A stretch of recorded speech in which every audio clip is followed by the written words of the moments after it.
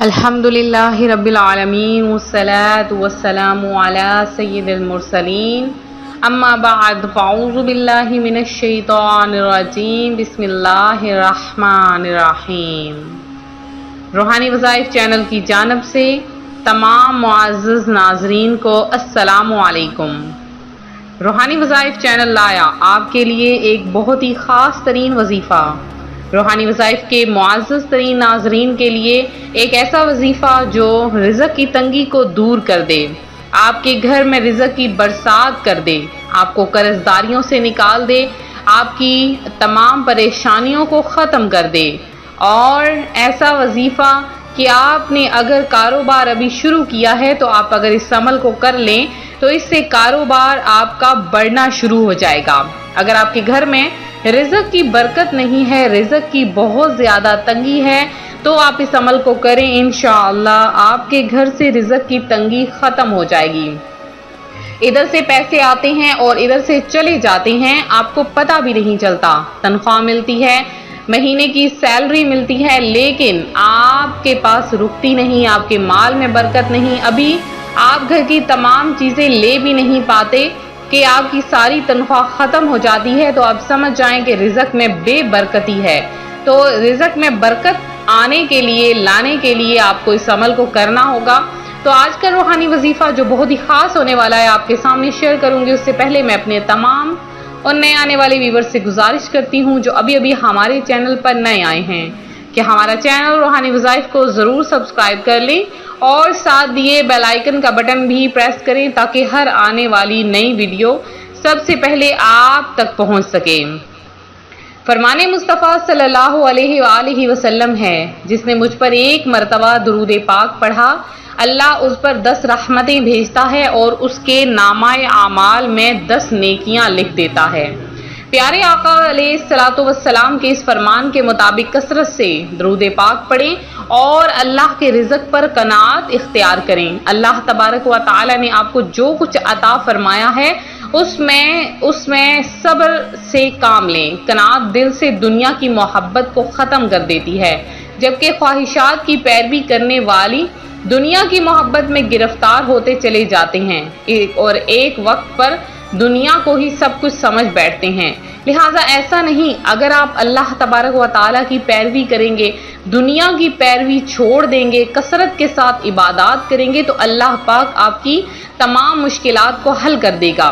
اب آپ نے یہی صرف سنا ہوگا کہ جو اللہ کی عبادت نہیں کرتے، اکثر لوگ یہ بھی کہتے ہیں کہ فلاں بندہ اللہ کی عبادت نہیں کرتا پھر بھی اللہ نے اسے اتنا رزق عطا فرمایا ہے۔ تو میری پیاری بہنوں اور میرے پیارے معزز ترین ناظرین، اللہ تبارک و تعالیٰ نے جب انسان کو رزق عطا فرمایا ہے تو وہ بھی اس کی بدبختی ہے کہ اللہ تبارک و تعالیٰ نے اس کے مانگنے سے پہلے ہی اسے عطا فرما دیا کہ اب یہ بندہ مجھ سے کبھی بھی نہ مانگے۔ تو رزق کا ہونا یا نہ ہونا امیری اور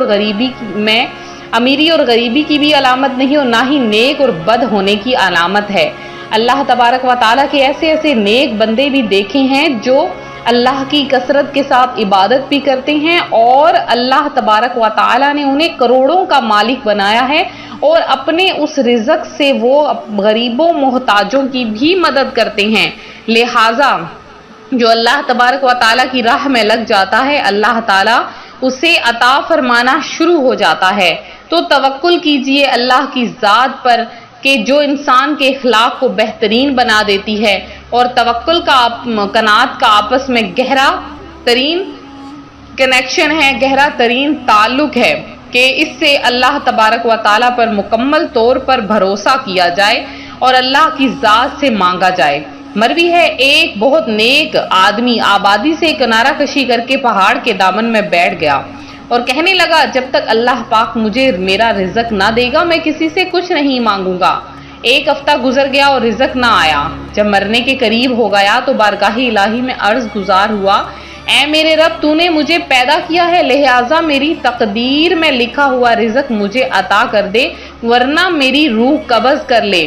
غیب سے آواز آئی، میری عزت و جلال کی قسم، میں تجھے رزق نہیں دوں گا یہاں تک کہ تو آبادی میں جائے، لوگوں کے درمیان بیٹھے۔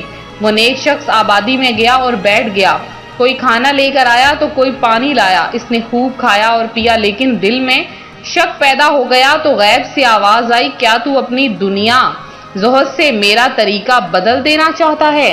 کیا تو نہیں جانتا کہ اپنے دستے قدرت سے لوگوں کو رزق دینے کی بجائے مجھے یہ زیادہ پسند ہے کہ لوگوں کے ہاتھوں سے لوگوں تک رزق پہنچاؤں؟ تو اس سے یہ معلوم ہوا کہ رزق حاصل کرنے کے لیے ضروری ہے کہ اسباب کو اختیار کیا جائے، ہاتھ پر ہاتھ دھرے اسباب اختیار کرنے سے بے نیاز ہو کر صرف توکل کی رٹ لگانا توکل نہیں ہے۔ اسی طرح صرف اپنی تدبیر کو سب کچھ سمجھ بیٹھنا یا صرف اسباب پر ہی تکیہ کر کے بیٹھ جانا یہ بھی توکل نہیں ہے۔ حقیقی توکل تو یہ ہے کہ اسباب اختیار کیے جائیں، اپنی طاقت و قوت کے مطابق کوشش کی جائے، تدبیر کے دروازے پر دستک دی جائے اور پھر ان اسباب پر بھروسہ نہ کیا جائے بلکہ اللہ کریم کی ذات پر بھروسہ کیا جائے۔ اور پیٹ تبھی بھرتا ہے جب بندہ کھانا کھاتا ہے، اور کھانا کھائے بغیر پیٹ نہیں بھر سکتا۔ بارش تبھی ہوتی ہے جب بادل موجود ہوں، بغیر بادلوں کے کبھی بھی بارش نہیں ہوتی ہے۔ لہٰذا جب تک محنت نہیں کریں گے کچھ بھی حاصل نہیں ہوگا۔ تو آج کا روحانی وظیفہ بھی اسی حوالے سے ہے۔ اگر آپ یہ وظیفہ کر لیں، تھوڑی سی محنت اور جدوجہد کر لیں تو اللہ پاک آپ کے گھر سے کبھی بھی رزق کو ختم نہیں کرے گا۔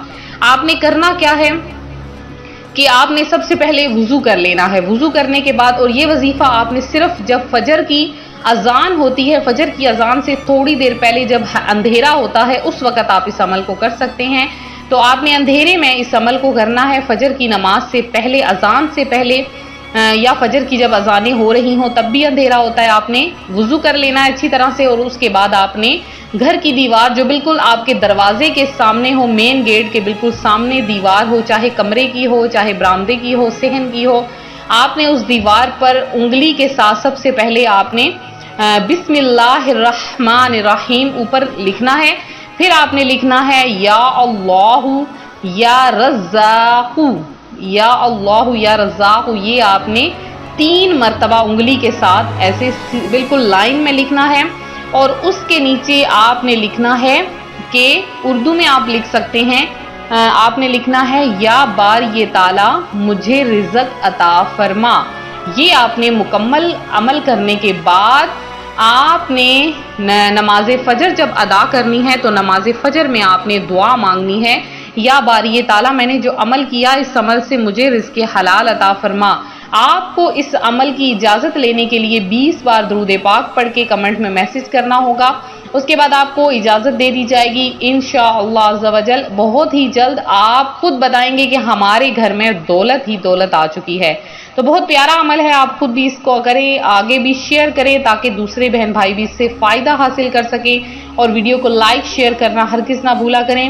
آپ کے کمنٹ سے، آپ کی قیمتی رائے سے ہمارے اندر بھی ایک جذبہ پیدا ہوتا ہے کہ ہم زیادہ سے زیادہ آپ کے لیے وظائف لے کر حاضر ہوتے ہیں۔ تو ملتے ہیں اپنے اگلے وظیفے کے ساتھ، دعاؤں میں یاد رکھیں، اپنا خیال رکھیں، فی امان اللہ۔